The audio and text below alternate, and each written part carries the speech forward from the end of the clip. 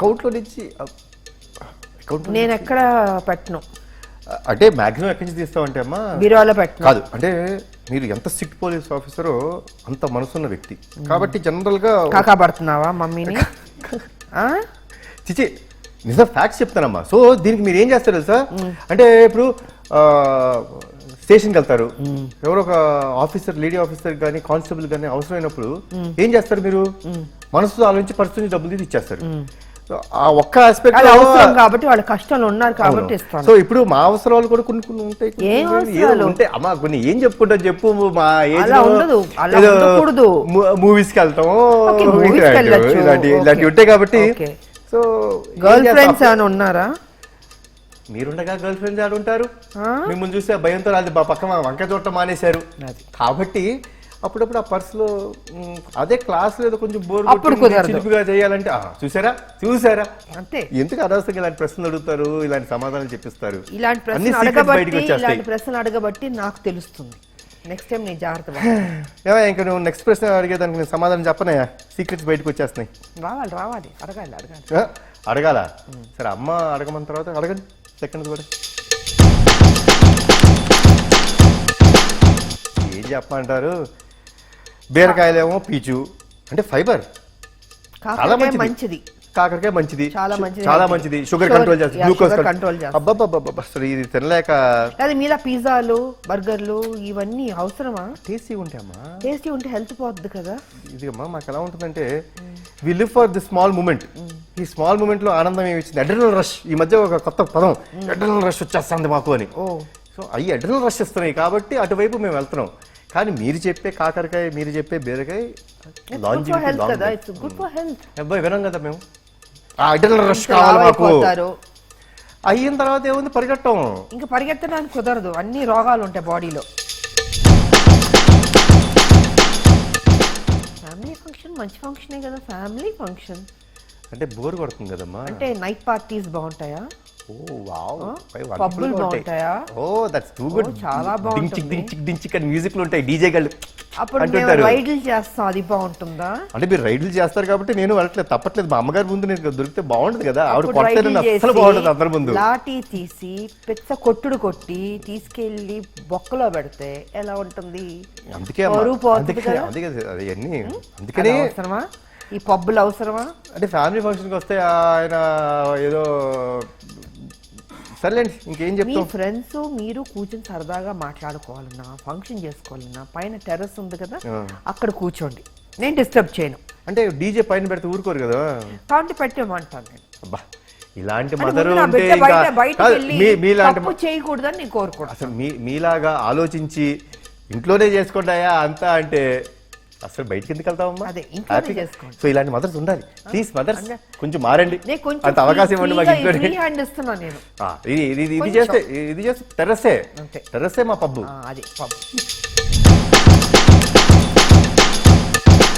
ఎందుకమ్మా, ఎందుకు అలా కాల్ చేస్తారు?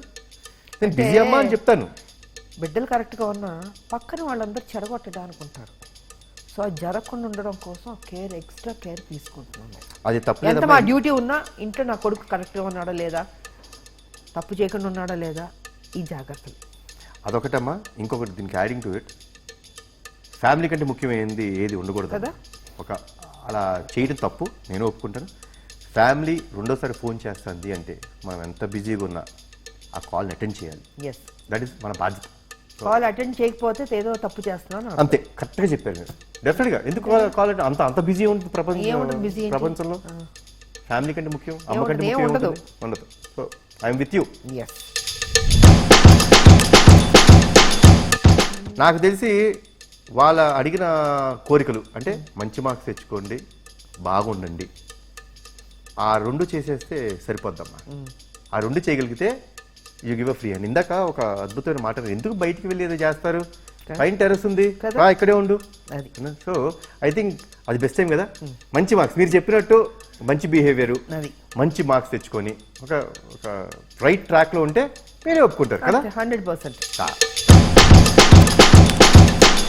పిల్లలు కదా, ఎక్స్పీరియన్స్ తక్కువ. అమ్మ అంటే జీవితంలో అన్నీ చూసింది, కష్ట సుఖాలు అన్నీ తెలుసు అమ్మకి. అందుకే మేము కరెక్ట్గా ఉంటాం, మేము మేము చేసే గెలుస్తుంటాం. మేము చేసే ఆర్గ్యుమెంట్స్ అన్ని పిల్ల ఆర్గ్యుమెంట్స్ చేస్తుంటాం. పిల్లకాకిలు. పిల్లకాకి ఆర్గ్యుమెంట్స్ ఈజీగా చెప్పేస్తారు అమ్మలు, చాలా ఈజీగా చెప్పేస్తారు. ఎందుకంటే కళ్ళల్లో చూసి మాట్లాడారు అబద్ధం చెప్తున్నప్పుడు. కరెక్ట్ చెప్పినామా? మనం ఎప్పుడైనా అబద్ధం చెప్తుంటే ఒక మనిషిని కళ్ళల్లో చూసి మాట్లాడలేం. అంత ధైర్యం Guilty feel అవుతుంది. గిల్టీ ఫీల్ అవుతాం అబద్ధం చెప్పేటప్పుడు. ఆటోమేటిక్గా కళ్ళు అలా దించేసుకుని లేకపోతే అలా చూసి మళ్ళీ తిరిగి వేరే వైపు ఇటువైపు కళ్ళల్లో అటువైపు చూసి సూటిగా కళ్ళల్లో చెప్పలేదు, చూసి మాట్లాడగలిగితే మాత్రం అమ్మ దొరికిపోతారు. చెప్పేస్తారు, దొరికిపోతాం. సో తప్పు చేశాడు నా తప్పు కొడుకు చేసామని అని తెలిసిపోద్ది. అక్కడ తెలిసిపోద్ది. చాలా సింపుల్. అంటే మీ బిహేవియర్లో తేడా కొడుతుంది కదా? డెఫినెట్గా 100%. అది రోజు ఉన్నట్టు ఉంటాడు నా కొడుకు, వాళ్ళ తేడాగా ఏదో ఉన్నాడని తేడా కొన్నాను కనిపెట్టేస్తాను కనిపెట్టు ఈజీ కదా.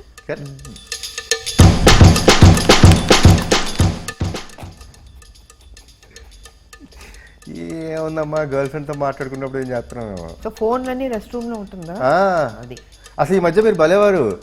అసలు చిన్న మైక్ ఏదైనా పెట్టాలి నేను అసలు ఆ ఫోన్ తీసేస్తే సరిపోద్ది కదా, ఆ అందుకే 30 ఇందాక నన్ను ఫోన్ 30 సెకండ్లు కూడా ఉండవు ఆ బాత్రూంలో. అది 30 సెకండ్లు కూడా ఉండవు పొరపాటు నా బాత్రూంలో ఫోన్ తీసుకెళ్ళిపోయారంటే. సో ఫోన్ తీసేయడం లేకపోతే better. పొద్దునే లేవుతాం ఫోన్ పట్టుకుంటా అని అలా బాత్రూమ్కి వెళ్ళి ఇంకా దాన్ని అసలు ఏదో వేయడం ఫోన్లో బయట ఉంటే అమ్మ ఉంటారు, అంతా అక్కడే. మమ్మీ ఉంటుంది బయట. అసలు మీరు ఏం లేదు, సింపుల్ ఫోన్ తీసి పక్కన పెట్టండి, మరి పడేసి. ఇందాక అదే మాట అన్నాను నేను. అదే అన్నారు అసలు ఫోన్ ముందు పీకేయాలి అసలు. తీస్తే 30 సెకండ్లు కూడా ఉన్నాం బాత్రూంలో, కరెక్ట్. బయట ఎదురు. అది ఎస్. వై ఏముంది, అడ్డమైన పనులు చేస్తుంటాడు అంతేనా? అడ్డమైన పనులు. ఇది మరీ మమ్మీతో మాట్లాడకూడని మాట. లేదబ్బా, అంటే ఏముంటుంది, ఏ ఫ్రెండ్స్ అడిపోవడం, ఇదిగో బీచ్ వైపు వెళ్ళిపోయి అడుగుతుంటాం.